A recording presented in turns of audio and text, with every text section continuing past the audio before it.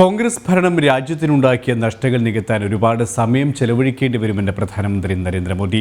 അമേഠിയിൽ നിന്നും ഒളിച്ചോടിയതുപോലെ വയനാട്ടിൽ നിന്നും കോൺഗ്രസിനെ ഓടേണ്ടി വരുമെന്നും മഹാരാഷ്ട്രയിൽ നടന്ന തെരഞ്ഞെടുപ്പ് റാലിയിൽ പ്രധാനമന്ത്രി വ്യക്തമാക്കി. ഇവരുമായി ജിഷ്ണു കൃഷ്ണൻ ചേരുകയാണ്. ജിഷ്ണു, രാഹുലിനെയും കോൺഗ്രസിനെയും നിശിതമായ ഭാഷയിൽ തന്നെയാണ് പ്രധാനമന്ത്രി നരേന്ദ്രമോദി വിമർശിച്ചത്.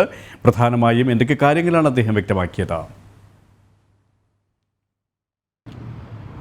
മഹാരാഷ്ട്രയിൽ നന്ദേടയിൽ പൊതുപരിപാടിയിൽ തെരഞ്ഞെടുപ്പ് റാലിയിൽ സംസാരിക്കവെയാണ് കോൺഗ്രസിനെതിരെ രൂക്ഷമായ വിമർശനം, മുൻകാല കോൺഗ്രസ് ഭരണകൂടത്തിനെതിരെ രൂക്ഷമായ വിമർശനവും ഒപ്പം നിലവിൽ കോൺഗ്രസിന്റെ സ്ഥിതിയും സംബന്ധിച്ച് പ്രധാനമന്ത്രി നരേന്ദ്രമോദി രൂക്ഷമായിട്ടുള്ള വിമർശനം നടത്തിയത്. അദ്ദേഹം എടുത്തു പറഞ്ഞിട്ടുള്ളത്, നേരത്തെയുള്ള കോൺഗ്രസ് ഭരണകൂടം രാജ്യത്തിനുണ്ടാക്കിയിട്ടുള്ള നഷ്ടങ്ങൾ നികത്താൻ കഴിഞ്ഞ 10 വർഷത്തിൽ വളരെയധികം സമയം സർക്കാരിന് ചിലവഴിക്കേണ്ടി വന്നു. രാജ്യത്ത് UPA സർക്കാർ ഉണ്ടാക്കിയിട്ടുള്ള നഷ്ടങ്ങൾ, കോട്ടങ്ങൾ അത് നികത്തുന്നതിന്, രാജ്യത്തെ മുൻപോട്ട് നയിക്കുന്നതിന് വളരെയധികം സമയം നൽകേണ്ടി വന്നു എന്നുള്ളതാണ് പ്രധാനമന്ത്രി കൂട്ടിച്ചേർത്തിട്ടുള്ളത്. നിലവിൽ രാജ്യം ഒരു പുതിയ യാത്രയിലാണ്. അടുത്ത 5 വർഷത്തെ മാത്രമല്ല, 2047 വരെയുള്ള മാർഗരേഖ തയ്യാറാക്കിക്കൊണ്ടാണ്, ഭാരതത്തിന്റെ യാത്ര സംബന്ധിച്ച മാർഗരേഖ തയ്യാറാക്കിക്കൊണ്ടാണ് മുൻപോട്ട് പോകുന്നത് എന്നുള്ളതാണ് പ്രധാനമന്ത്രി പറഞ്ഞിട്ടുള്ളത്. അതുകൊണ്ട് തന്നെ ജനങ്ങൾ വീണ്ടും മോദി സർക്കാരിന് ഭരണ തുടർച്ച നൽകും എന്നുള്ളത് ഉറപ്പാണ്. ഒപ്പം ഇത്തരത്തിൽ അഴിമതിയും വഞ്ചനയും മാത്രം കൈമുതലായിട്ടുള്ള കോൺഗ്രസിനെ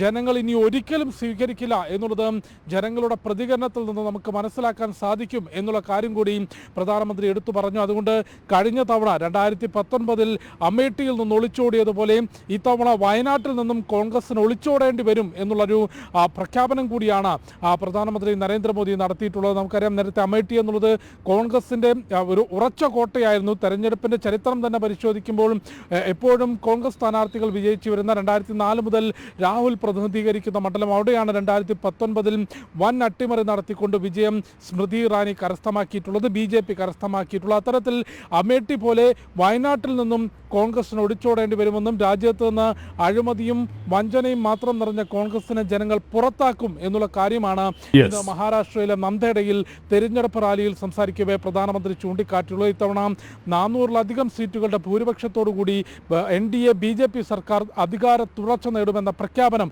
ഇന്നും ഒരിക്കൽ കൂടി പ്രധാനമന്ത്രി നടത്തുകയുണ്ടായി. സുരേഷ്.